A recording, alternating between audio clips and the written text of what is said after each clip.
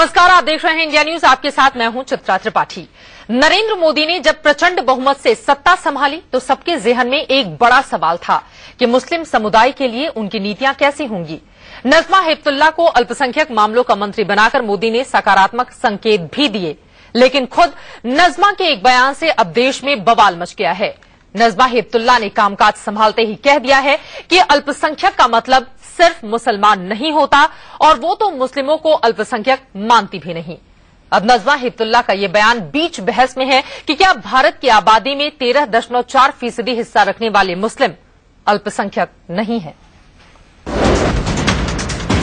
का ये बयान बीच बहस में है कि क्या भारत की आबादी में 13.4% हिस्सा रखने वाले मुस्लिम अल्पसंख्यक नहीं है।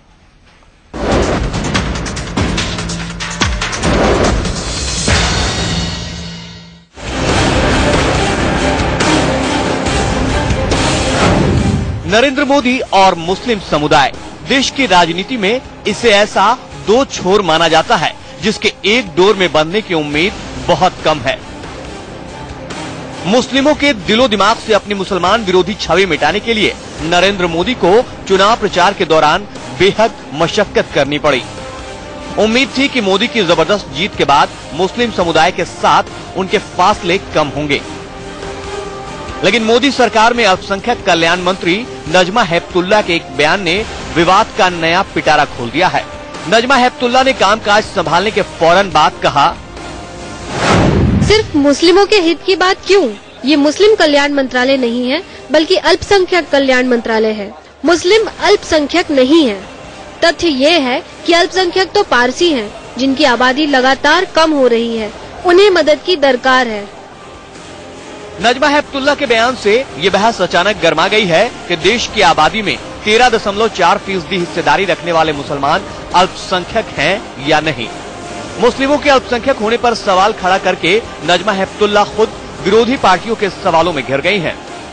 ये कॉन्स्टिट्यूशन है, इन्होंने कॉन्स्टिट्यूशन के ऊपर कसम खाई है कि हम कॉन्स्टिट्यूशन को इम्प्लीमेंट करेंगे, लेटर स्पीड लोगों का उनका हक दिलाएंगे और उनकी जिम्मेदारी है, चाहे मोदी जी हो या नजमा जी हो या और कोई मिनिस्टर हो, कॉन्स्टिट्यूशन के साथ खिलवाड़ नहीं कर सकते। और ये कॉन्स्टिट्यूशन में माइनॉरिटीज को हुकूक दिए गए हैं और वो देना उनका फर्ज बन जाता है। शायद नजमा हेपतुल्ला जी माइनॉरिटीज लफ्ज के ठीक माने नहीं जानती हैं। अगर वो ये समझती हैं कि मुसलमान माइनॉरिटी में नहीं आता तो उन्हें चाहिए प्रधानमंत्री से बात करें और मुसलमानों को माइनॉरिटी में से निकाल दें। आज तो सरकार उनके पास है। शायद बीजेपी को इसी तरीके के मुसलमान की जरूरत है जिन्हें वो मंत्री बना सके और इस तरीके के बयानात दिलवा सके। Surprising, it is very surprising the grandness of Abul Kalam Azad will speak in this language. It is unfortunate. कुल गलत कहा उन्होंने।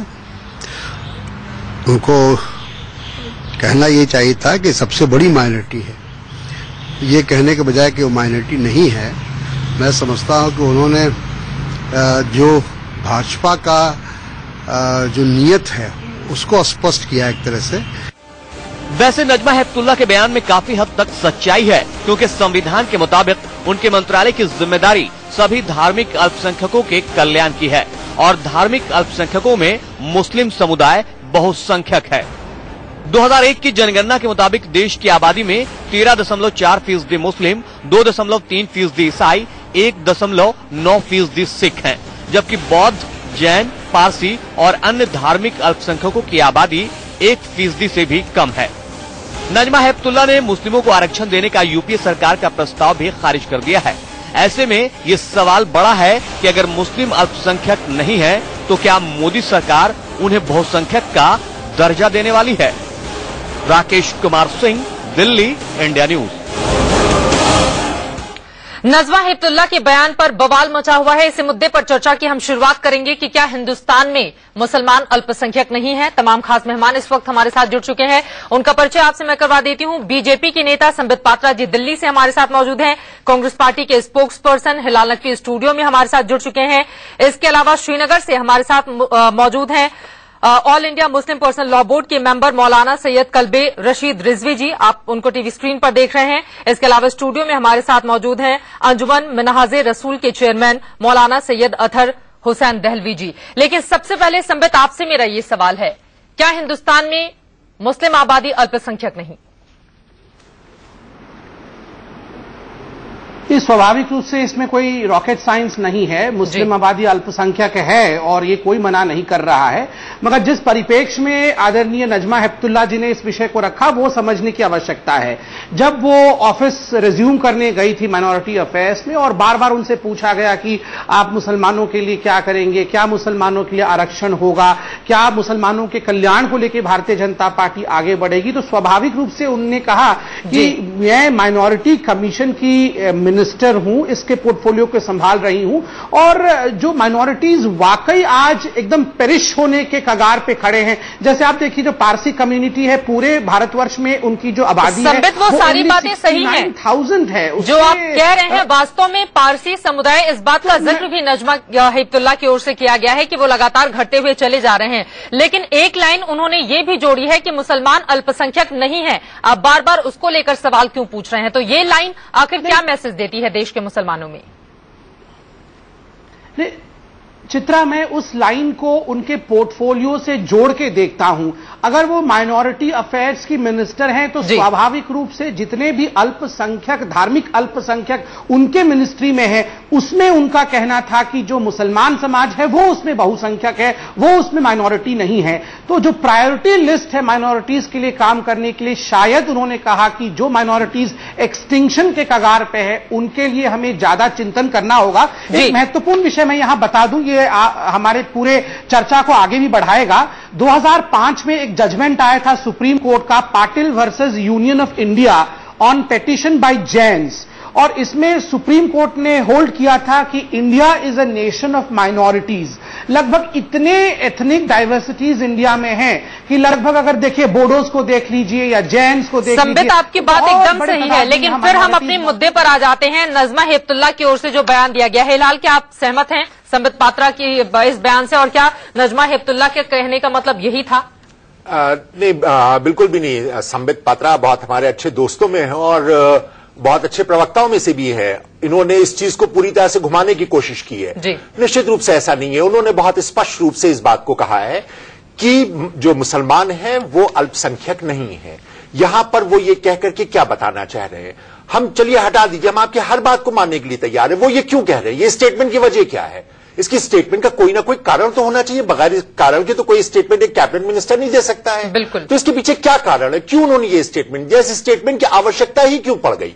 क्या ऐसा तो नहीं है कि जो और आर्थिक विषय है जिसको लेकर के एक टाइम सेट है उससे ध्यान हटाने के लिए इस तरह के बराबर कोई ना कोई स्टेटमेंट दिए जा रहे हैं भारतीय जनता पार्टी की तरफ से? क्योंकि इस स्टेटमेंट का हमको औचित्य ही नहीं समझ में आया। बिल्कुल, और इस सवाल का जवाब भी मैं संबित से लूंगी कि जब मुस्लिम और बीजेपी दो अलग अलग छोर माने जाते हैं और अभी उनका विश्वास आप पर बढ़ रहा है, तो इस तरह के बयान का मतलब क्या था? लेकिन उसके पहले श्रीनगर का हम सीधे रुख कर लेते हैं। मौलाना रिजवी, आपसे मेरा ये सवाल है, चूंकि तमाम बातों का जिक्र करते हुए उनकी ओर से यह भी कहा गया है कि जिन्हें मदद की दरकार हो उन्हें मदद दी जाए, क्या मुसलमानों को मदद की दरकार अब नहीं है?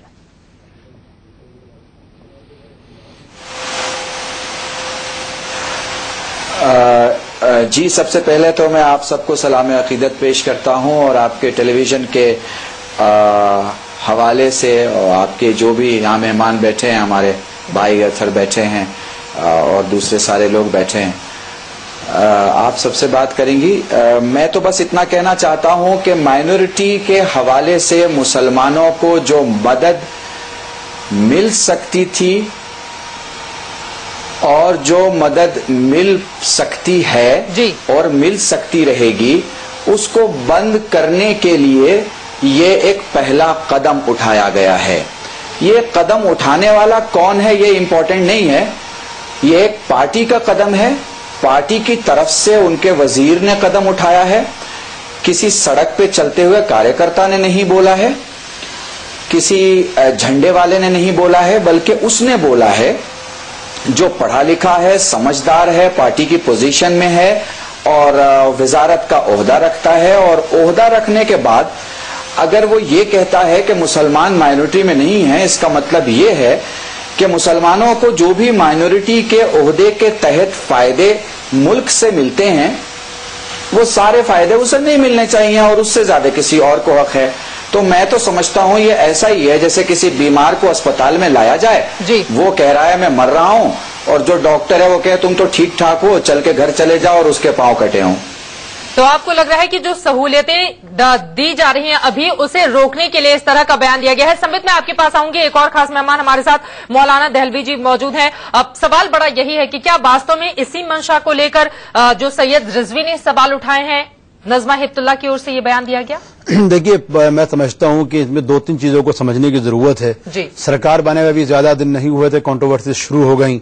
आर्टिकल 370 पे बहस शुरू हो गई, एचआरडी मिनिस्टर पे शुरू हो गई, प्रिंसिपल सेक्रेटरी मित्रा पे बहस चल रही थी, रोहतगी साहब को अटॉर्नी जनरल में, सारी बहसें चल रही थी। तो जाहिर बात है कहीं ना कहीं हमको ये अहम मुद्दे थे जिनकी तरफ लोगों की तवज्जो की जरूरत थी। उस बीच में ये बयान आना अपने आप में कोई स्वाभाविक नहीं था, बल्कि मैं समझता हूं नजमा हिप्तुल्लाह एक बहुत बड़ी सियासतदान हैं और वो अपने नाम और अपने खानदान के परिप्रेक्ष्य में कांग्रेस हो या बीजेपी दोनों जगह प्रिविलेज हासिल करती रही हैं। मैं संबित से एक बात करता हूं, चूंकि वो बहुत अच्छे प्रवक्ता भी हैं और ज्ञानी भी मानता हूं मैं उनको, मैं उनसे एक बड़े अदब से एक बात करता हूं कि ठीक है, अगर नजमा हिप्तुल्लाह की इस परिप्रेक्ष्य को मान लिया जाए कि मुसलमान जो है वो अल्पसंख्यक नहीं है, तो ठीक है। ये क्या वजह है कि नरेंद्र मोदी जी ने अगर बादल की बहू जो उनके यहाँ कैबिनेट में मिनिस्टर हैं और सिखों की जो संख्या वो 1.9 है, तो बेहतर ये हो कि नजमा हिप्तुल्लाह साहिबा को हटा के बादल साहब की जो बहू हैं उनको जो माइनॉरिटी अफेयर्स मिनिस्टर बनाना चाहिए, क्योंकि जाहिर बात है उनकी तादाद कम है। बिल्कुल। दूसरी चीज ये, जब आप अल्पसंख्यक और बहुसंख्यक माइनॉरिटी और मेजोरिटी को तस्लीम ही नहीं करते, मैं हमेशा से ये बात कहता आया हूं, खुद बीजेपी के यहां अल्पसंख्यक मोर्चे मौजूद हैं, खुद गुजरात के अंदर अल्पसंख्यक माइनॉरिटी कमीशन वगैरह सारी चीजें मौजूद थी। इसलिए इसमें अभी से इसका ये फैसला कर लेना कि आज जो कलबुर रशीद साहब ने कहा बहुत अच्छी बात कही है, और मैं समझता हूं कि नजमा हिप्तुल्लाह साहब ने एक बहुत ही बदबख्ताना, गैर मुनासिब और एक ऐसी सरकार जो विकास के नाम पे सरकार में सत्ता में आई थी, जिससे लोगों को बहुत सारी उम्मीदें हैं, जिसको एक हफ्ता भी नहीं हुआ है। और एक आखिरी बात मैं कहूंगा, इस चीज को आप देखिए, हो सकता है संबित महापात्रा इसको माने या नहीं माने, चूंकि इनके जो दो बड़े खिलाड़ी थे जो अल्पसंख्यकों के नाम पर बीजेपी के अंदर जो प्रिविलेज हासिल कर रहे थे, कल कहीं ना कहीं उनकी वापसी की सूरतें साबिर अली साहब के जरिए पैदा हो रही थी। उस बीच में नजमा साहिबा ने यह बयान देके दर हकीकत मुसलमानों को तो जिल्लत आमेज करने की कोशिश तो की है, मगर उन्होंने अपने आप को बचाने की भरपूर कोशिश की। मुझे उम्मीद है नरेंद्र मोदी की सरकार और भाजपा का जो संजीदा तबका है वो कम से कम उनकी हिमायत नहीं करेगा। संबित, महत्वपूर्ण सवाल यही है कि आखिर वक्त की जरूरत नहीं थी कि इस तरह का बयान दिया जाए। नजमा हिप्तुल्लाह को कम से कम एक भरोसा पैदा करने वाला बयान दिया जाना चाहिए था उस समुदाय के लिए जो कभी भी भरोसा नहीं करता था बीजेपी के ऊपर, लेकिन अब चूंकि वो सत्ता में आई है उससे उम्मीदें बहुत हैं, लेकिन इस तरह का बयान तो उसने और ज्यादा अविश्वास पैदा करने का काम किया है। चित्रा, मुझे 50 सेकंड का वक्त दीजिए। बहुत सारे प्रश्न मेरे ऊपर आए हैं तो स्वाभाविक रूप से मैं जवाब देना चाहूंगा। आप देखिए, section 2C of national commission of minorities act 1992 के अंतर्गत मुसलमान, सिख, क्रिश्चियन, बुद्धिस्ट, पारसी और जैन ये माइनॉरिटीज हैं और इसको कोई नकार नहीं सकता, ये कॉन्स्टिट्यूशन है। और नजमा जी जैसे इतनी पढ़ी लिखी और इतने अरसे तक पार्लियामेंट में महत्वपूर्ण पोजीशंस को संभालने वाली मंत्री कभी भी ये नहीं कहना चाहती थी कि हिंदुस्तान में मुसलमानों का कोई वक्त नहीं है या वो माइनॉरिटीज नहीं है। आप समझिए कि जब वो बतौर मिनिस्ट्री को संभालने गई थी तब उनसे यह प्रश्न पूछा गया था कि आप मुसलमानों के लिए क्या करेंगी, और जब बार बार बादस्तूर ये क्वेश्चंस बहुत बार पूछे गए तो नजमा जी ने कहा देखिए मुसलमानों से भी कई ऐसे कम्युनिटीज हैं जिनका मैंने अभी नाम लिया सेक्शन 2C के अंतर्गत जो वाकई बहुत कगार पे खड़े हैं और उनके लिए हमें काम करना पड़ेगा। लेकिन यहाँ के लोग आपकी बात से सहमत नहीं दिखते हैं क्योंकि मुस्लिम तो जी सम्मित तो एक सेकंड, मुझे देखिए सबने मुझसे हिलाल साहब आप तो मेरे इतने अच्छे मित्र हैं और मैं आपकी बहुत इज्जत करता हूं। आप कंप्लीट करिए, कंप्लीट कर प्लीज मुझे 30 सेकंड दीजिए हिलाल साहब। जी। हाँ, देखिए, आप देखिए जो माइनॉरिटी कमीशन होता है, मैं बताऊं, वो माइनॉरिटी कमीशन लिंग्विस्टिक माइनॉरिटीज के साथ भी डील करता है, और जो कमिश्नर ऑफ लिंग्विस्टिक माइनॉरिटीज हैं वो भी अटैच्ड है उसके साथ। आपकी बातें पूरी तरह से सही हैं संबित, आप जिन बातों को कर रहे हैं वो सभी, और उन बातों का जिक्र नजमा हेपतुल्ला ने किया है, लेकिन सवाल ये है कि जो तबका आपसे थोड़ा डरता है, आपसे उम्मीदें पाले इस वक्त बैठा हुआ है और वो आपसे दूर था, वो पास आने की कोशिश कर रहा है और आप लोग उसमें सवाल खड़े कर दे रहे हैं। मैं एक बात बड़े आदर के साथ कहूंगा, आप यकीनी तौर से तो एक हफ्ता भी नहीं नहीं, मैं तो वही कह रहा हूं, मैं संबित में वही कह रहा हूं, आप पूरे तथ्यों के साथ, आपकी ये खूबी है कि आप डिबेट में सारी चीजें लेके आते हैं। I appreciate and I agree with you, but right now the question is, हमारा कहना यह है कि नजमा हेपतुल, जो आप कह रहे हैं सब ठीक है, हमारा कहना यह है कि एक हफ्ता आपकी सरकार को नहीं हुआ, लेकिन ऐसे विवादास्पद बयानों को देना और ये कहना कि साहब वो अल्पसंख्यक नहीं है, बहुसंख्यक है, हमारा कहना यह है कि अगर आप देखिए, जैसे आपने खुद कहा, मैं आप ही को कोट कर रहा हूं, बोडोज हो, मीजो हो, नागाज हो, अंडोमान के रहने वाले हो, या पांडिचेरी और दमनदीव के लोग, जिस तरीके से उनको कुछ ना कुछ प्रिविलेजेस और उनको जो रिजर्वेशन हासिल हैं, हमारा कहना भी ये था, हम बार बार मुस्लिम समाज ये कह रहे, अगर आप एक हिंदू धोबी को रिजर्वेशन दे सकते हैं, अगर वो ओबीसी में है, तो मुसलमान के लिए क्या दिक्कत होती है? ये सारी चीज, इस पर डिबेट होनी चाहिए, और इस सरकार से हमको उम्मीद थी कि आप एक नई डिबेट शुरू करेंगे, लोगों को उस विकास के नाम पर, एक भारत श्रेष्ठ भारत में आप सबका साथ सबका विकास की बात करेंगे, लेकिन आपके मंत्री ने जो कुछ कहा है, मैं समझता हूं थी कि आप एक नई डिबेट शुरू करेंगे, लोगों को उस विकास के नाम पर, एक भारत श्रेष्ठ भारत में आप सबका साथ सबका विकास की बात करेंगे, लेकिन आपके मंत्री ने जो कुछ कहा है, मैं समझता हूं एक समझदार, एक बहुत ज्ञानी है, जैसा आपने कहा पार्लियामेंटेरियन रही है वो, लेकिन ये बहस छेड़ के उन्होंने कहीं ना कहीं जो है खुद संविधान की अवहेलना की है। फिर तो आपको माइनॉरिटी कमीशन खत्म करना पड़ेगा, माइनॉरिटी फाइनेंस कमीशन खत्म करना पड़ेगा, इसलिए उनको कहिए कम से कम ऐसे बयानों के साथ लोगों का अपमान करना आप बंद करें, सत्ता बचाने के लिए। आपके पास संबित एक और महत्वपूर्ण सवाल है, और वो सवाल ये है कि अगर मान लीजिए जो अल्पसंख्यक मंत्रालय है उसमें बहुसंख्यक आबादी है मुसलमानों की, और सिर्फ इस वजह से बाकी लोगों को नुकसान पहुंचता है, तो बीजेपी क्या इस लाइन पर भी आगे बढ़ेगी कि कम से कम एक अलग मंत्रालय बनाया जाए, ताकि पारसी, जिसका जिक्र आप भी बार बार कर रहे हैं और नजमा हेपतुल्ला जी ने भी किया है, उनको ज्यादा फायदा पहुंचाया जा सके? या बाकी लोग कश्मीरी पंडितों का जहां तक मुद्दा है, हमारा कहना है कश्मीर में अगर कुछ लोग पंडित या दूसरे लोग जो माइनॉरिटीज में, हम तो उनके भी हित की बात करते हैं। जी संबित। दहलवी साहब, चित्रा जी, देखिए, आप जो कह रही हैं कि अगर माइनॉरिटी सेक्शन में मेजॉरिटी मुसलमान है, उसके कारण से दूसरे कम्युनिटीज को नुकसान हो रहा है, तो ऐसा तो भारतीय जनता पार्टी नजमा हेपतुल्ला जी ने कहा है। मैं बार बार वो कंटेक्स्ट नहीं, ये उनकी ओर से कहा गया है कि बिल्कुल नहीं कहा है, आप समझिए, उनकी ओर से कहा गया है कि सबसे खराब हालत पारसी समुदाय की है, वो विलुप्त हो रहे हैं और हमें उनके ऊपर खासा ध्यान रखना चाहिए। सुमित्रा जुबिन ईरानी करेंगे इस काम को। जी देखिए, बिल्कुल चित्रा जी, एक सेकंड, बिल्कुल चित्रा जी, आप सही कह रही हैं। उन्होंने कहा कि पारसी कम्युनिटी की हालत बहुत खराब है, ध्यान रखना चाहिए, मगर उन्होंने कभी भी नहीं कहा कि पारसी कम्युनिटी की हालत मुसलमानों की वजह से खराब है या मुसलमानों को अनदेखा कर देना चाहिए पारसी कम्युनिटी के लिए। उनका सिर्फ कहना यही था, समझना पड़ेगा कि जब बार-बार, एक सेकंड, करने दीजिए प्लीज, मुझे कंप्लीट करने दीजिए प्लीज। इतने सारे सवाल हैं, मैं बिल्कुल समझ रहा हूं, और बाअदब मैं आप सबके रेस्पेक्ट करते हुए कह रहा हूं। आप देखिए, एक परसेप्शन पब्लिक में बना है कि माइनॉरिटी कम्युनिटी के जो मिनिस्ट्री है वो केवल और केवल मुसलमान समाज के लिए, ये ऐसा नहीं है, आप भी जानते हैं, आप भी प्रोमोगेट नहीं कर रहे हैं, ऐसा परसेप्शन बन गया, कोई परसेप्शन स्वाभाविक रूप, ये तो कोई परसेप्शन ही नहीं है, ये कभी परसेप्शन रहा ही नहीं है। आप देखिए, आप नहीं, देखिए ऐसा, देखिए संबित, इसके लिए बहुत सीधी सी बात है कि जो आपने बात बताई है संविधान के इससे जो बताइए, मीडिया ने बार बार नजमा जी से इसी विषय में प्रश्न किया, तो नजमा जी ने सिर्फ इतना कहा है कि पारसी कम्युनिटी और बाकी कम्युनिटीज जो बहुत कम संख्या में हैं, उनके लिए चिंता करना पड़ेगा। संबित, आप आधी बात बता रहे हैं, उससे हमें कोई फर्क नहीं पड़ता है, उनके लिए निश्चित रूप से चिंता करनी चाहिए। आप ये आधी बात बता रहे हैं, इसके आगे जो उन्होंने कहा है कि मुसलमान जो है वो अल्पसंख्यक नहीं है, सारा मसला यहां पे, पहले हाथ में तो कोई मसला ही नहीं है। दूसरी बात यह कि जो आप संविधान की बात बता रहे हैं संबित, तो हम ये जानते हैं कि नजमा जी जो हैं इनको बहुत अच्छे से जानती हैं, और उन्होंने जो ये बात कही है ये उनके न तो स्लिप ऑफ टंग है और ना ही under the pressure of the questions है, जो जैसा आप बता रहे हैं कि बहुत से लोगों ने पूछा गया है। वो बहुत ही सीजन पॉलिटिशियन है, she is not a novice. अगर आप ये बात जो है किसी और अपने मंत्रालय के लिए कहते तो शायद हम एक मतलब खामोश हो जाते। बिल्कुल, उन्होंने ये बात बहुत सोच समझ के ठंडे दिमाग से ये कहा है और ये बात बिल्कुल सीधी सी है कि इसने बहुत ज्यादा अमंग द मुस्लिम्स किया है कि हमको इससे बाहर क्यों निकालने की कोशिश की जा रही है। ये उसकी एक शुरुआत है, ये वहां से एक बयान दिलवाया गया है और since she is a cabinet minister तो जो उनका बयान है उसकी तो रिस्पॉन्सिबिलिटी वो पूरी की पूरी कैबिनेट होल्ड करती है।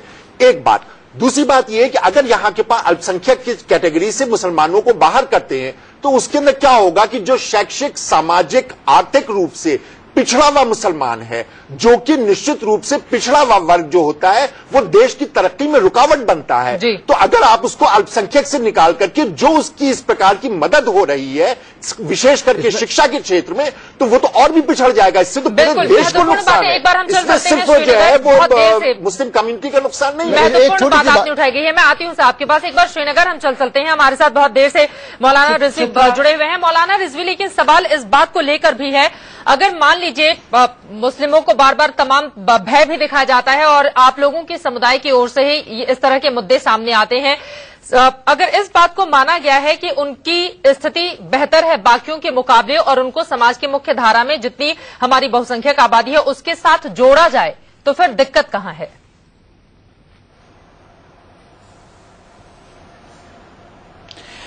देखिए, मैं इस मामले में बहुत क्लियर हूं और मुझे लगता है कि हमारे पैनल पे जितने दोस्त हमारे बैठे हैं सभी इस बात को समझते हैं। साहिल के तमाशाई हर डूबने वाले को देखा तो किया करते हैं, इमदाद नहीं करते। कम से कम ऐसा सरकारों द्वारा नहीं होना चाहिए, क्योंकि अगर आप एक बहुत अच्छी पोजीशन पे होने के बाद ये कहें कि पारसी अल्पसंख्यक है और मुसलमान अल्पसंख्यक नहीं है, पहले तो समझ लीजिए कि इस लफ्ज से मुसलमानों को जो भी फायदा होने वाला है उसका कत्ल हो रहा है, और कत्ल किसी आम आदमी की तरफ से नहीं, एक बहुत ही रिस्पॉन्सिबल की शख्सियत की तरफ से हो रहा है। दूसरे, अगर आप पारसी की बात करें, जैन की बात करें, हमारे सरदार भाइयों की बात करें, तो आप देख लेना कि मुसलमान कितना भूखा प्यासा रहता है और इन कौमों ने पढ़ के, लिख के, काम करके अपनी जिंदगियां कैसे सजा के रखी हैं। ये तो ना मुझसे छुपा है ना आपसे छुपा है। हमारे सरदार भाइयों की इज्जत जो भी है आपके सामने है कि उनके यहाँ वेल्थ कितनी है, उनके यहाँ काम कितना है, यहां से लेकर लंदन तक उनकी कितनी पोजीशन है, पॉलिटिकल पावर कितनी है, उनकी अपनी वैल्यू कितनी है, आपके सामने है। इसको पलट के आप आ जाइए पारसियों के यहाँ, तो बंबई के पुराने पुराने बड़े बड़े 500-500, 400-400 करोड़ के मकान किसके हैं आपको सामने दिख जाएगा। टाटा के मालिक कौन है, दूसरी बहुत सारी कंपनियां हैं जिनके मालिकान कौन है, आपको दिख जाएगा कि वो किस जात और किस बरादरी से हैं। मैं अगर आपके इस प्रोग्राम में मुसलमानों की हिमायत कर रहा हूं तो इसका मतलब बिल्कुल ये नहीं है कि मैं किसी दूसरी जात और बरादरी के खिलाफ हूं। हम हिंदुस्तान एक चमन की तरह हैं। देखिए, इस चमन में हर फूल की इज्जत और हर फूल पे पानी डालने की सुन्नत को ईजाद करना पड़ेगा।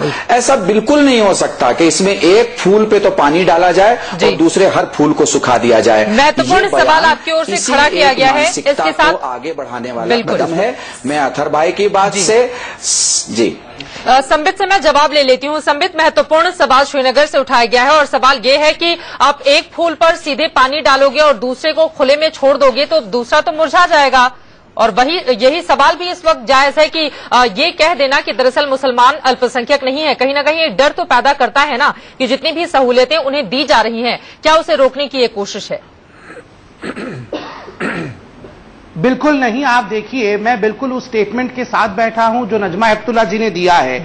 जब उनसे पूछा गया रिपोर्टर्स द्वारा कि what are the plans you would take for welfare of Muslims, तो नजमा हेप्तुल्लाह जी ने कहा, why only Muslims, this is not a ministry of Muslim affairs but ministry of minority affairs.